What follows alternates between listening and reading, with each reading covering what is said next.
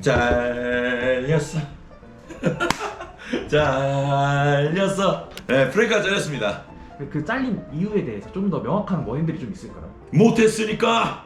네, 못했으니까. 그거 말고 없어요. 명확한 결과값, 승점, 뭐 수치가 1.21인가? 그러니까 이게 축구는 이기면 3점을 받고, 비기면 1점을 받고, 네. 지면 0점을 받아요, 승점을. 받을 수 있는 경기당 평균 평점은 3점이죠, 제일 높은 게. 제일 높은. 프랭크는 1.2, 1점인가 그럴 거예요. 이건 한번 확인해보세요. 그럼 지금 승점이 몇 점이죠, 토트넘이? 29점이죠. 그러니까 이게 1.21인 것도 네. 어떻게 보면은 챔피언스 리그의 성적이 좀 괜찮게 나서 그래서 1.21인 거지. 리그로 따지면은 뭐 거의 사실상 1에 가깝죠. 26경기 했는데 무승부 26번 했다면 26점인데 29점이잖아. 그러면은 뭔 소리야. 거의 그냥 사실상 1.0에 가까운 거죠. 뭐 한 1.1 정도 되겠네요. 지금 여기 토트넘에 온 지 얼마나 지난 거죠, 지금? 2025년 6월쯤 왔어요. 6월 와가지고 지금 1년 조금 안 됐는데 네.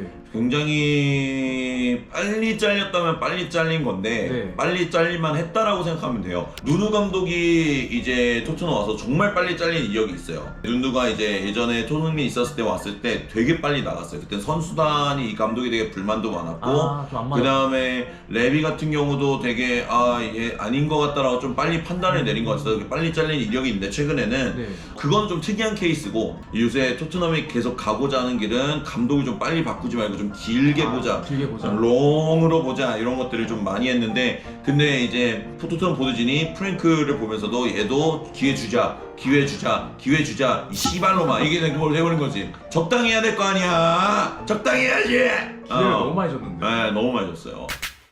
이게 프랭크가 잘리는 것도 또 재미난 얘기들이 많아요. 프랭크 축구 스타일은 언더독 축구 스타일이라고 그래요. 언더독? 네, 그래서 이런 말이 많이 나오는데 언더독이 뭐냐면 스포츠에서 언더독은 A팀과 B팀이 붙을 때 모든 사람들이 A팀을 이길 거라고 예상할 때 B팀을 언더독이라고 불러요. 그러니까 질 것 같은 팀. 언더독 스타일의 축구라는 거는 우리가 어떻게든 버텨서 한 번의 기회를 놓치지 않고 잡아낸다. 우리가 주도할 수 있는 축구로는 안 하고 버텨낸다. 그거를 언더독 축구라고 하는데 이게 보통 언더독 축구를 성공시킨 감독들은 중하위권에서 많이 나와요. 우리가 아무래도 데리고 있는 선수단이 수준이 조금 더 낮다 보니까 어떻게든 촘촘하게 틈을 막아내서 버티다가 한 번의 역습을 가려고 하는 거지. 이런 언더독 스타일의 축구 감독이 이제 성공을 거둬서 프랭크처럼 빅클럽으로 오는 경우들도 있어요. 이런 감독들이 지금 빅클럽으로 막상 갔을 때는 성공하지 못한다는 거죠. 그러니까 더 훌륭한 스쿼드를 가지고 또 수비 축구를 한다고 했을 때 더 좋은 수비가 만들어지는 건 아니다. 지금 프랭크가 경질되고 나서 지금 요 말들이 굉장히 많이 나오고 앞으로 지금 중하위권에 있는 그런 좀 약간 흔히 말하는 수비 축구하는 언더독 축구하는 이 사람들한테는 좀 안 좋은 소식이죠. 빅클럽으로 갈 수 있는 길이 좀 닫혔어. 저도 이제 아마는 좀 강하게 반대할 거예요. 반대의 계기가 콤파니라고 저기 미넨 김민재 감독이신 분이 있는데 콤파니 같은 경우는 번리에서 엄청 공격적인 축구했어요. 점유. 우리가 공 갖고 있으면 공격을 안 당해. 과르디올라가 항상 하는 말이거든요. 최고의 공격은 최고의 수비다. 왜냐면 우리가 공을 갖고 있는데 상대가 골을 어떻게 넣냐. 그쵸. 이런 생각을 하면서 이제 거기서 밑에서 파생된 선수가 콤파니니까 콤파니도 그 철학을 가지고 축구를 만들었단 말이야. 근데 그걸로 번리가 강등당했어요. 왜냐면 번리는 제일 못하는 팀이었으니까. 네, 스쿼드가 제일 안 좋은 팀인데 이 팀 가지고 돌격! 어떻게 보면 이런 느낌이죠. 그러니까 상대방한테 그냥 두들 맞고 강등을 당했는데 뭐 세계 최고의 클럽 중 하나인 미넨이 그런 콤파니의 모습을 보고 이거를 만약에 최고의 스쿼드를 붙여버리면 잘 맞을 수도 있겠다. 되겠다 이거. 되겠다. 그래서 지금 미넨이 잘 나가고 있잖아. 일부 리그에서 강등당한 감독이 챔피언스 리그에서도 지금 좋은 활약을 펼치고 있는 거죠. 프랭크도 진짜 어떻게 보면은 스타일을 결국에는 토트넘에 접목시키지 못했다. 이런 게 제일 큰 것 같아요. 지금 프랭크가 잘리고 나서 엄청 많이 이게 막 돌고 있잖아요. 아니 그러니까 그냥 좀 말이 안 되는 게 뭐 이제 그런 얘기가 있어요. 토트넘 선수들 쭉 둘러앉게 한 다음에 아스날 화면 띄워놓고 아스날 왜 이렇게 잘하는 거 봐라 이런 얘기를 막 했다는 거야. 아니 이거 뭐야 그 옆에 옆집 앞집에 있는 철수 성적표 딱 어머니가 냉장고에 붙인 다음에 봐라 이 점수를 넘기 전까지는 계란 후라이를 먹지 못한다. 이것도 아니고 그 다음에 그 예전에 그 이슈도 있었잖아요. 뭐 아스날 컵 들고 있는 것도 있고 그래서 이제 사람들이 그걸로 막 웃긴 짤들을 만들어서 그 토트넘 내 스태프들하고 선수들끼리도 막 그 사진을 공유하면서 막 웃었대요. 그러니까 이게 팀 분위기가 좋을 수가 있겠어요. 좋을 수가 없지. 그러니까 이게 지금 경질되고 나니까 막 뭐 본물 터져서 막 쏟아지는데 그 후로 막 나오는 얘기도 토트넘 스쿼드에서 정말 빅클럽에서 뛸 수 있는 선수는 포로라고밖에 생각 안 했다라든가 뭐 아니면은 토트넘에 훈련할 때 정말 몇몇 선수들과만 소통했다. 그래서 리더십 그룹 몇몇들과만 소통을 했고 그리고 그 훈련장에서 프랭크와 대화를 하지 못하는 사람들도 있었다. 뭐 이런 얘기도 나오는 거 보면 스쿼드를 확실히 잡지 못했다. 선수단한테 인정받는 감독이지 못했다라는 게 아마 제일 큰 것 같아요. 이 토트넘 지금 16위 내려왔잖아요. 강등은 다 할 것 같은가요, 뭔가? 강등이요? 네. 저는 사실 아직도 쉽지 않다고 봐요. 이게 뭐 사람들이 얘기해요. 웨스트햄 뭐 올라가고 있다. 실제로 올라가고 있고요. 점수 이제 5점밖에 차이 안 난다. 맞아요. 맞는데 설마. 그러니까 근데 진짜 이제는 근데 원래는 저는 거의 막 강등당하는 게 세상에서 제일 힘들다고 얘기했거든요.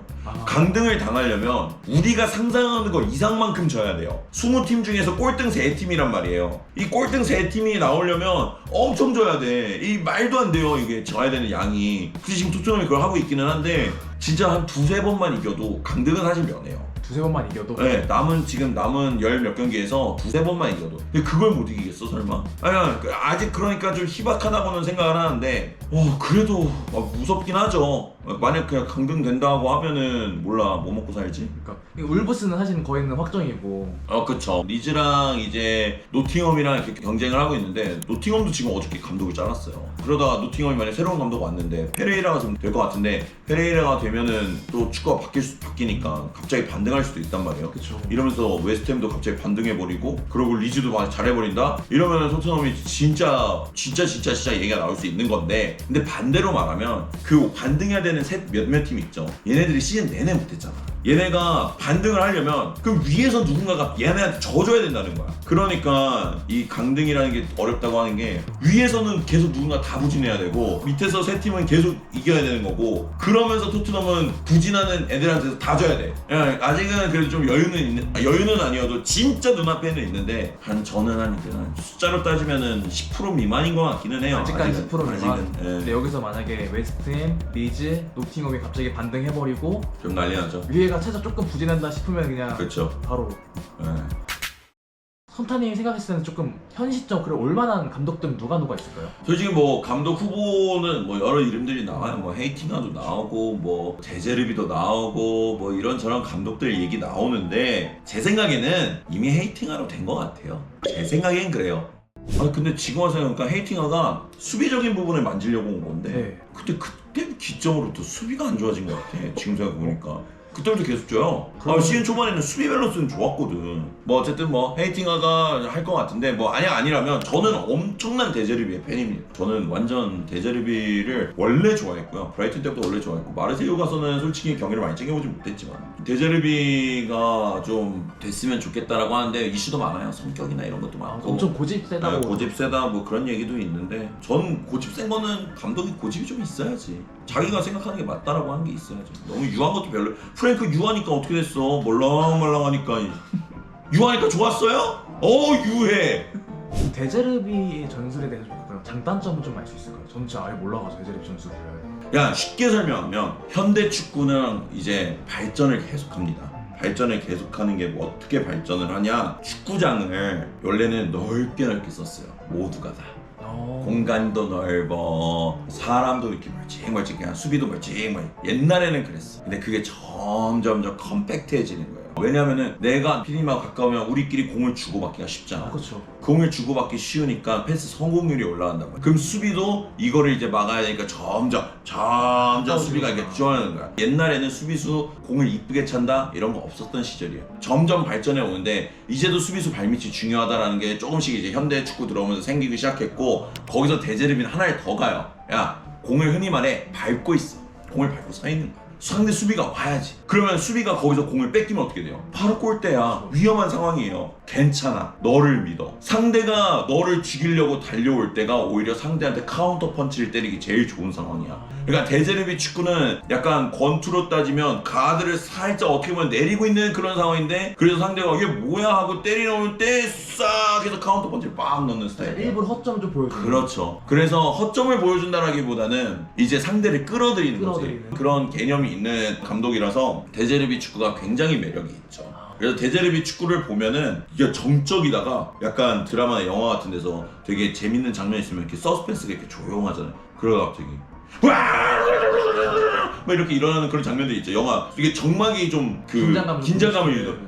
데제르비 축구 약간 그런 게 있죠. 뭔가 점점 긴장감을 유도하다가 그쵸. 갑자기 한 번에 확 틈이 보이면은 바로 딱딱딱 들어가니까. 그래서 이제 미토마 같은 경우도 미토마도 굉장히 이제 잘 썼던 감독이고 뭐 데니 웰백도 거의 살렸다고 솔리마치도 잘 썼었고 어쨌든 뭐 굉장히 재밌는 감독이다라고 생각하시면 됩니다. 그만큼 뭔가 수비수의 그런 퀄리티가 중요하지 않을까요, 그러면? 그래서 원래는 거의 이름 없는 무명의 선수였던 루이스 덩크가 잉글랜드 국가대표까지 발탁하게 만든 게 바로 데제르비 감독이었다. 얘기한 게 정말 맞는 게 없는 거를 감독이 만들어낼 수는 없거든요. 근데 그걸 하고 싶어하는 감독은 무조건 있다고. 프랭크도 어떻게 보면은 고집을 부린 부분은 그거지. 저 골키퍼 발밑을 어떻게든 쓰겠다. 피카리오가 못하는데도 불구하고 데제르비가 왔을 때도 그런 문제가 발생할 수 있어요. 로메로나 반더벤이 그렇게 발을 약간 볼을 가지고 플레잉하는 능력은 저는 뭐 엘리트 레벨이라고 보지는 않거든요. 네. 물론 좋은 선수들이지만 그래서 그런 것들을 봤을 때 또 문제가 또 발생할 수도 있죠. 모르는 거다. 살다 보면은 저는 누구든 와도 돼요. 뭐 데제르비가 아니어도 돼. 그러면 그 다음에 좀 올만한 감독은 누가 있을까요? 올만한 감독이요? 네. 근데 뭐 이제 지금은 시즌 중이니까 이러니까 문제인 거야. 시즌 중에는 뭐 지금 뭐 사비도 얘기 나오고 뭐 사비 알론소도 얘기 나오고 뭐 그냥 얘기는 막 나오는데 현실적으로 쉽지는 않을 것 같고 결국에는 감독 매물이 나오는 건 여름이거든요. 여름에 결국에는 감독 매물이 나오니까 막 계속 찾으려고 해도 그래도 못 찾는 거라니까요.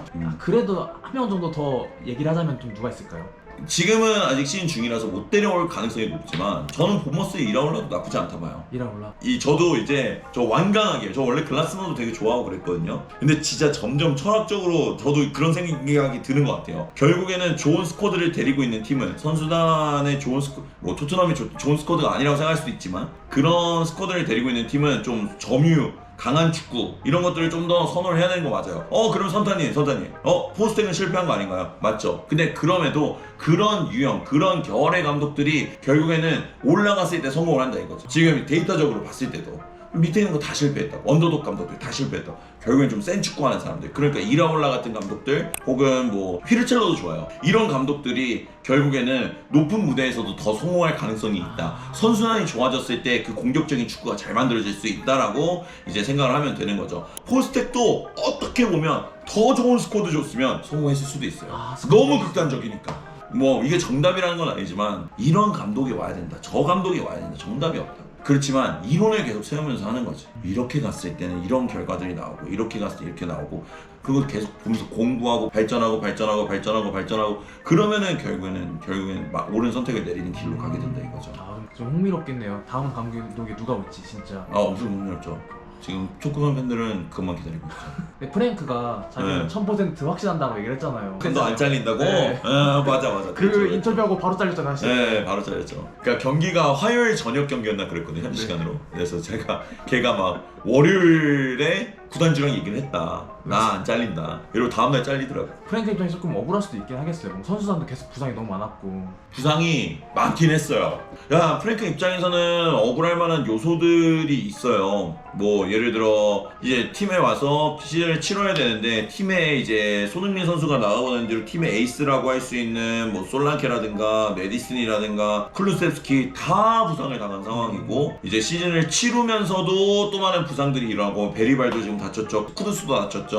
부상들이 너무 많으니까 프랭크 입장에서는 내가 뭔가 만들어낼 수 있는 게 없다. 재료들이 다 자꾸 상하는데 내가 어떻게 요리를 만드냐 이렇게 좀 이제 생각을 많이 할 수는 있을 것 같아요. 억울할 것 같아요. 근데 프랭크 내가 하나 인정하는 거는 찡찡거리진 않았어요. 이게 예를 들어 어떤 감독들은 그러면 뭐 인터뷰에서 아니, 우리 부상자 명단 봐라. 누구 이거 못한다 이렇게 인터뷰하는 감독도 있는데 프랭크는 그거에 대해서 찡찡거리진 않았어. 부상자가 많다 보니까 기존에 데리고 있는 선수들도 쉬면서 돌아가야 되는 상황에서 들어갔다. 그러니까 얘네들이 막 뛰다가 얘네도 다쳐버리니까 결국에는 얘네들이 쓰고 있는 거야. 비수마 선발로 나가고 그레이 오른쪽 사이드백 가고 이게 진짜 말이 안 되는 거거든. 그래서 프랭크 입장에서는 조금은 억울할 부분이 있었던 건 맞는데 뭐 어쩌겠어. 그럼에도 성적을 내야 되는 게 축구 감독의 숙명이에요. 결국에는 상황은 벌어졌고 거기서 책으로 만들어야 돼. 못 만들었으니까 잘린 거니까 축구 감독은 어쩔 수가 없어요. 어떻게든 성적을 내야 되는, 그러니까 축구팀의 승점 3점을 매일 가져다 줄 수 있는 직업을 가진 사람이 축구 감독이다, 이렇게 생각하시면 되죠. 지금은 성적이 너무 안 나오니까 막 인상도 되게 막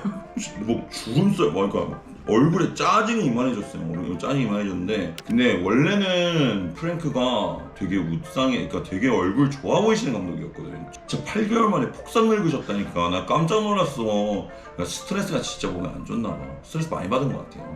그래서 인터뷰에서 그런 말도 했었거든. 그러니까 토트넘 팀으로 왔을 때 내가 힘들 것 같다고는 생각했지만 이렇게 힘들 줄은 몰랐다. 이렇게까지는. 네, 이렇게 힘들 줄 몰랐다. 진짜 이렇게 얘기하고, 그리고 막 브렌트포드에서도 사실 뭐 기자들이 얘기하는 것도 막 브렌트포드에서 완벽한 삶이었대요. 되게 소규모 클럽인데 성적 잘 나오지, 몇 년 동안 운영했지, 팀원들 신뢰받지, 구단주 신뢰받지, 그러니까 완벽한 삶을 살아서 한번 도전했다가 지금 여기까지 온 거니까. 저 프랭크가 쉽지 않을 거예요. 사요나라, 잘 가고, 프랭크 씨 잘 가고, 뭐 잠깐이었지만 빌어먹기 고마웠습니다. 존나 힘들었어요. 노방종 하나 400시간 하고 너 때문에. 어떻게 보면 프랭크 당신의 얼굴을 내가 제일 많이 본 사람 중 한 명일 거란 말이야. 한국에서는. 다음에 또 보지 맙시다. 아니요, 또 봅시다. EPL 다른 팀에서 만납시다. 프랭크도 화이팅, 선타도 화이팅.